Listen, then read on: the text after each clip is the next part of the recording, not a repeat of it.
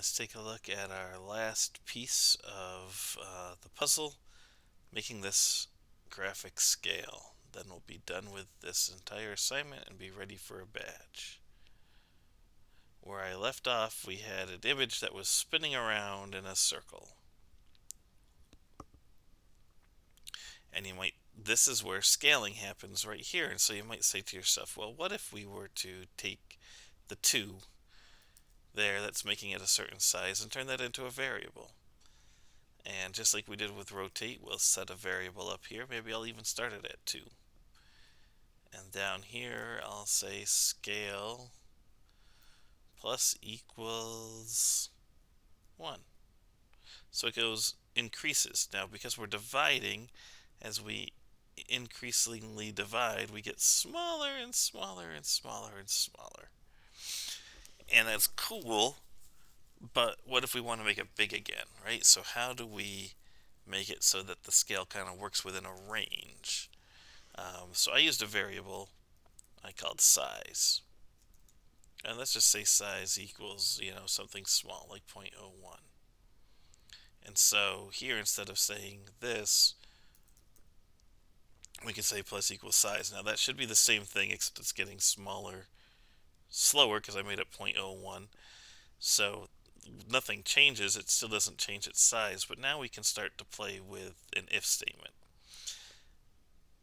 If you've done animations, you've seen this before, is that we can keep things within a certain range. The only thing is, I'm not thrilled with dividing by scale anymore. And you can do it, there's nothing really wrong with it, but there's an easier way to think about it, really. And that is, let's think about it as a percentage. So instead of just dividing by scale, let's multiply it by scale divided by 100. In other words, what percentage should we be doing? Might be an easier way to think about what's happening than dividing by numbers that are constantly changing. So in other words, if I want 50%, if I multiply it times 50 divided by 100, that's 0.5, it will become half size.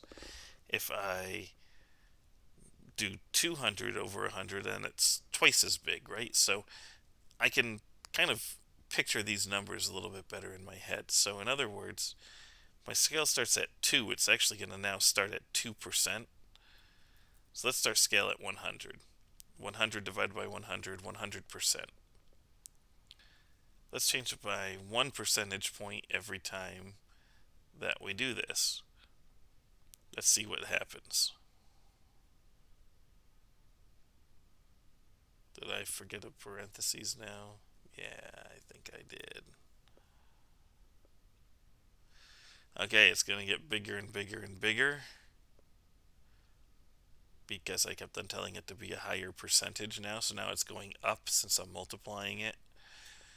But what if I said, well, hey, if this scale gets to be greater than 500, then it's ridiculous. We don't want it to get any bigger than that. So if it gets greater than 500, then we'll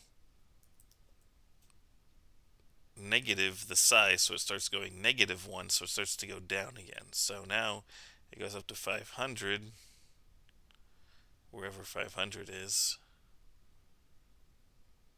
And maybe you can see it, it's starting to back away now. So now it's getting smaller.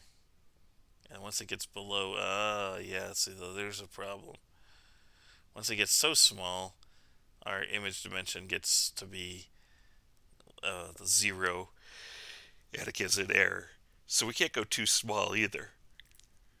So maybe we could say, okay, well, if that scale gets to be less than 10, then then it's time to start setting it up again, sending it back up again, right? Like, so 500. And then these numbers, everything else here is just you play with it. How fast do you want it to rotate? How big or small do you want it to get?